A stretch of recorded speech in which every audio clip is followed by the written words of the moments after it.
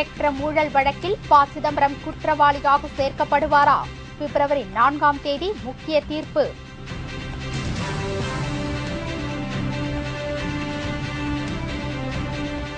காங்கிரசின் தவறான பொருளாதார கொள்கையால் இந்தியாவின் வளர்ச்சி பாதிப்பு. பாஜக குற்றச்சாட்டு.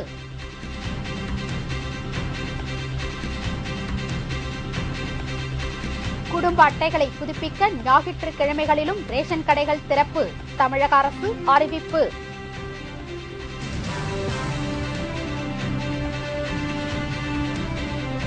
பஞ்சாப் சட்டமன்ற தேர்தலில் காங்கிரசுக்கு வெற்றி வாய்ப்பு. கருத்து கணிப்பில் தகவல்.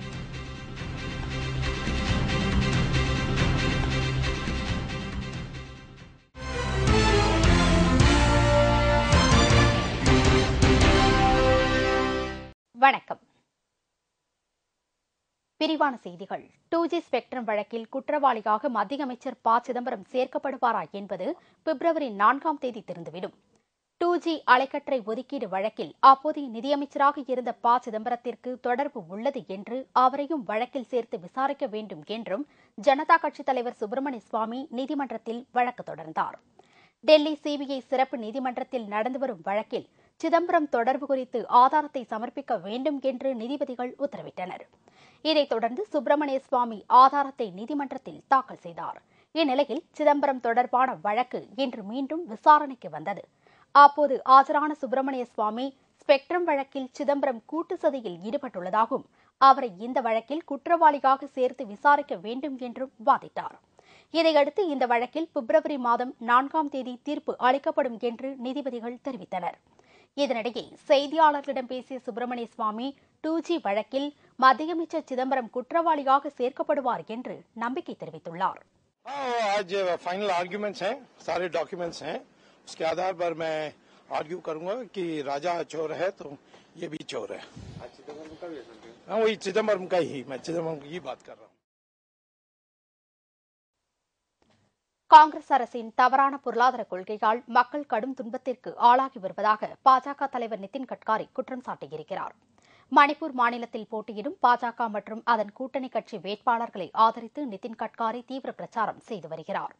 அங்குள்ள இம்பால் நகரில் நடைபெற்ற பொதுக்கூட்டத்தில் கலந்து கொண்டு பேசிய நிதின் கட்காரி மத்திய அரசின் திறமையற்ற நிர்வாகத்தாலும் தவறான பொருளாதார கொள்கையாலும் இந்தியாவின் வளர்ச்சி குறைந்து வருவதாக குற்றம் சாட்டினார். மேலும் இந்தியா ஏழை நாடு அல்ல என்றும் ஏழ்மையான நிர்வாகம்தான் நடைபெறுவதாகவும் அவர் குறிப்பிட்டார். India is not a poor nation, it is a poor managed nation. Bharat गरीब नहीं है. भारत की व्यवस्थाएं, भारत की सरकार और उसका प्रबंधन गरीब है. इसके कारण हिंदुस्तान गरीब है. மத்திய அரசு கடைபிடிக்கும் மிக மோசமான கொள்கைகளால் மக்கள் கடும் துன்பத்திற்கு ஆளாகி வருவதாகவும் அப்போது தெரிவித்தார். அரசு நிறுவனங்கள் மற்றும் தொழிற்சாலைகளில் பணிபுரிபவர்கள் தங்களது ரேஷன் கார்டுகளை புதுப்பித்துக் கொள்ள வசதியாக ஞாயிற்றுக்கிழமைகளிலும் ரேஷன் கடைகளை திறக்க தமிழக அரசு உத்தரவிட்டுள்ளது. 2012ஆம் ஆண்டில் குடும்ப அட்டைகளை புதுப்பிக்கும் பணி தற்போது நடைபெற்று வருகிறது. அரசு பணியாளர்கள் மற்றும் தொழிற்சாலைகளில் பணிபுரிபவர்கள் தங்களது பணியின் காரணமாக நியாய விலைக் கடைகளுக்கு சென்று குடும்ப அட்டைகளை புதுப்பிக்க முடியவில்லை. இதனால் ஞாயிற்றுக்கிழமைகளில் ரேஷன் கடைகளை திறக்க வேண்டும் என்று அவர்கள் கோரிக்கை விடுத்ததை அடுத்து தமிழக அரசு ஞாயிற்றுக்கிழமைகளில் ரேஷன் கடைகளை திறக்க உத்தரவிட்டுள்ளது. அதன்படி ஜனவரி 22, 29 மற்றும் பிப்ரவரி 5, 12 ஆகிய ஞாயிற்றுக்கிழமைகளில் ரேஷன் கடைகளை திறந்து வைத்து குடும்ப அட்டைகளை புதுப்பித்தல் மற்றும் ரேஷன் பொருட்கள் வழங்கும் பணியினை மேற்கொள்ள வேண்டும் என்று அரசு உத்தரவிட்டுள்ளது. அதற்கு பதிலாக ஜனவரி 23, 30 மற்றும் பிப்ரவரி 6, 13 ஆகிய தேதிகளில் நியாய விலைக் கடை பணியாளர்களுக்கு விடுமுறை தினங்களாக அறிவித்து அரசு உத்தரவிட்டுள்ளது. பஞ்சாப் மாநிலத்தில் காங்கிரஸ் கட்சி அமோக வெற்றி பெறும் என்று தனியார் தொலைக்காட்சி நிறுவனம் கருத்து கணிப்பு வெளியிட்டுள்ளது. பஞ்சாப் மாநிலத்தில் அடுத்த மாதம் சட்டசபை தேர்தல் நடைபெறவுள்ளது. இதற்காக அரசியல் கட்சிகள் தீவிர பிரச்சாரம் மேற்கொண்டு வருகிறது. பஞ்சாபில் ஆளும் அகலிதள் மற்றும் பாஜக கூட்டணி அரசு மத்திய அரசின் நிதியை முறையாக பயன்படுத்தவில்லை என்று அங்கு பிரச்சாரம் மேற்கொண்ட காங்கிரஸ் தலைவர் சோனியா காந்தி குற்றம் சாட்டியிருந்தார். இதேபோல் காங்கிரஸ் கட்சி மீது பாஜக பல்வேறு குற்றச்சாட்டுகளை தெரிவித்துள்ளது. இந்நிலையில் தனியார் தொலைக்காட்சி நடத்திய கருத்து கணிப்பில் பஞ்சாப் மாநிலத்தில் காங்கிரஸ் கட்சி அமோக வெற்றி பெறும் என்று தெரியவந்துள்ளது. 117 தொகுதிகள் கொண்ட பஞ்சாபில் காங்கிரஸ் கட்சி 69 தொகுதிகளை கைப்பற்றும் என்றும் 48 தொகுதிகளில் பாஜக அகலிதழ் கூட்டணி வெற்றி பெறும் என்றும் அந்நிறுவனம் நடத்திய கருத்து கணிப்பில் தெரிவிக்கப்பட்டுள்ளது. இந்திய ஒலிம்பிக் சங்க தலைவர் பதவியில் இருந்து சுரேஷ் கல்மாடி விலக வேண்டும் என்று மத்திய விளையாட்டுத்துறை அமைச்சர் அஜய் மக்கான் வலியுறுத்தியுள்ளார். காமன்வெல்த் போட்டி ஏற்பாடுகளில் ஊழல் நடைபெற்றதாக கூறப்பட்ட குற்றச்சாட்டுகளின் அடிப்படையில் கடந்த 9 மாதங்களாக கல்மாடி சிறையில் அடைக்கப்பட்டிருந்தார்.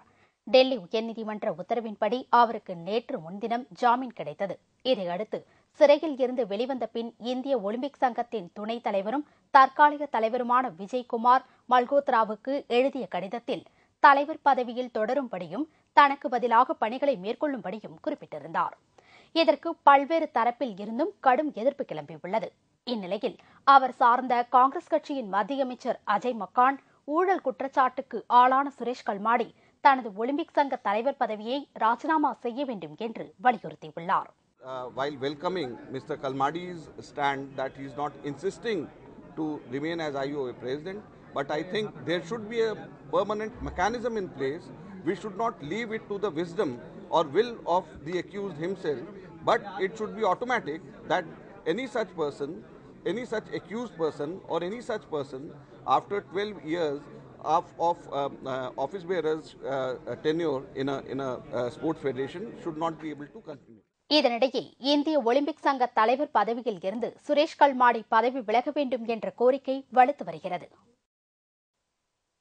உமாபாரதிக்கு பாரதிய ஜனதா கட்சியில் முக்கியத்துவம் கொடுக்கப்படுவதற்கு அக்கட்சியின் தலைவர்கள் சிலர் அதிருப்தி தெரிவித்துள்ளனர். மத்திய பிரதேச முதலமைச்சராக இருந்த உமாபாரதி அந்த பதவி பறிக்கப்பட்டு தனிக்கட்சி தொடங்கினார். அந்த கட்சியும் சரிவர செயல்படாத நிலையில் மீண்டும் பாஜகவுக்கு திரும்பினார். தற்போது உத்தரப்பிரதேசத்தில் அவர் தேர்தலில் போட்டியிடுகிறார். என்றாலும் அங்கு அவருக்கு பாஜகவில் முக்கியத்துவம் கொடுக்கிறார் கட்சியின் தலைவர் நிதின் கட்காரி. உத்தரப்பிரதேசத்தில் பாஜக வெற்றி பெற்றால் உமாபாரதிதான் முதலமைச்சர் என்று பாஜகவில் ஒரு கோஷ்டி பிரச்சாரம் செய்கிறது. இதனையடுத்து தாம் முதலமைச்சர் பதவிக்கு போட்டியிடப் போவதில்லை என்று உமாபாரதி தெரிவித்திருக்கிறார். என்றாலும் உமாபாரதிக்கு நிதின் கட்காரி அதிக முக்கியத்துவம் கொடுப்பது பாஜக தலைவர்களான சுஷ்மா ஸ்வராஜ், வருண் காந்தி, ராஜ்நாத் சிங் போன்றவர்களுக்கு பிடிக்கவில்லை என்று கூறப்படுகிறது. சுரங்க ஊழலில் சிக்கியுள்ள மத்திய வெளியுறவுத்துறை அமைச்சர் எஸ்.எம். கிருஷ்ணா தனது பதவியை உடனடியாக ராஜினாமா செய்ய வேண்டும் என்று பாஜக வலியுறுத்தியுள்ளது.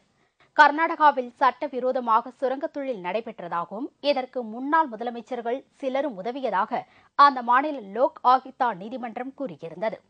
இந்நிலையில் மத்திய வெளியுறவுத்துறை அமைச்சர் எஸ்.எம். கிருஷ்ணா லோக் ஆயுக்தா நீதிமன்றம் பதிவு செய்துள்ள வழக்கில் இருந்து தன்னை விடுவிக்க வேண்டும் என்று கர்நாடக உயர்நீதிமன்றத்தில் மனு ஒன்றை தாக்கல் செய்திருந்தார். அந்த மனுவை உயர்நீதிமன்ற நீதிபதிகள் தள்ளுபடி செய்து உத்தரவிட்டனர். இதுகுறித்து கருத்து தெரிவித்த பாஜக செய்தி தொடர்பாளர் ரவிசங்கர் பிரசாத், சுரங்க ஊழல் குறித்து நேர்மையான முறையில் விசாரணை நடைபெற வேண்டும் என்றால் எஸ்.எம். கிருஷ்ணா தனது பதவியை ராஜினாமா செய்ய வேண்டும் என்று வலியுறுத்தினார்.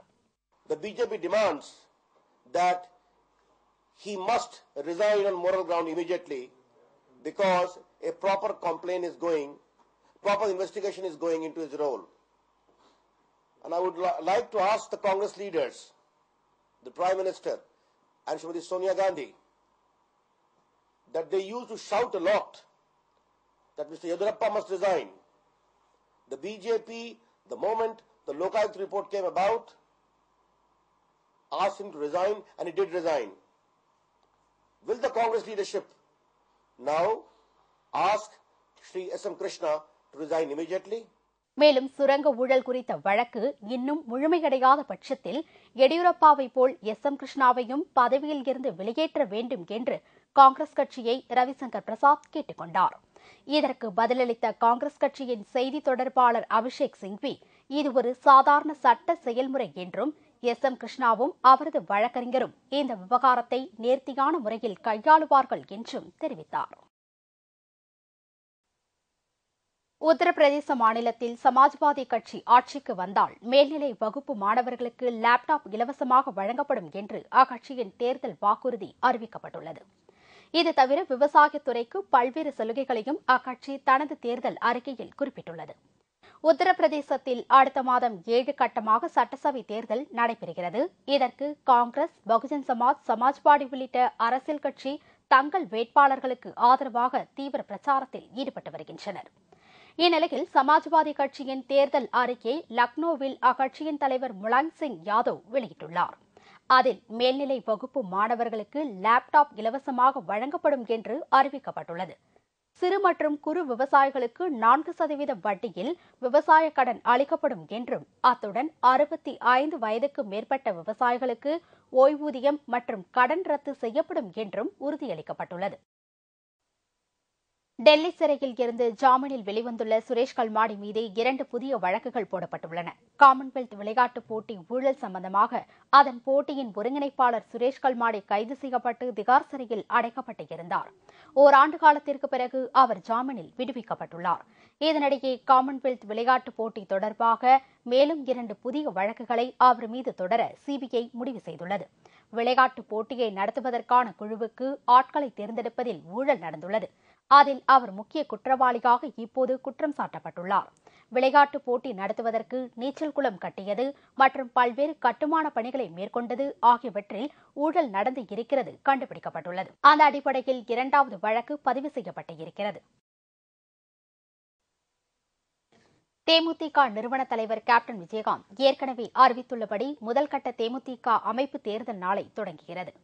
தமிழ்நாட்டில் ஒன்றியங்களில் உள்ள கிளை கழகங்கள், நகராட்சி, பேரூராட்சி பகுதிகளில் உள்ள வார்டு கழகம், நகராட்சிகளில் உள்ள கிளைக்கழகம் ஆகியவற்றிற்கு நாளை ஞாயிற்றுக்கிழமை முதல் வரும் 28ஆம் தேதி சனிக்கிழமை வரை 7 நாட்கள் முதல்கட்ட தேர்தல் நடைபெறும். உள்ளாட்சி அமைப்பு தேர்தலை நடத்துவது குறித்து தேமுதிக நிர்வாகிகளுடன் கேப்டன் விஜயகாந்த் ஏற்கனவே ஆலோசனை நடத்தியிருப்பது குறிப்பிடத்தக்கது. 2ஆம் கட்ட தேமுதிக அமைப்பு தேர்தல் பிப்ரவரி 4ஆம் தேதி தொடங்கும்.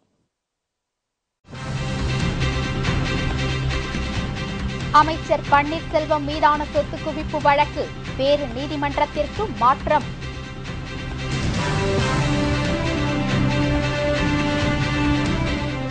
கிருஷ்ணகிரி அருகே லாரியும் 2 பேருந்துகளும் மோதி பயங்கர விபத்து, 32 பேர் படுகாயம். மற்றும் பல செய்திகள் விளம்பர இடைவேளைக்கு பிறகு.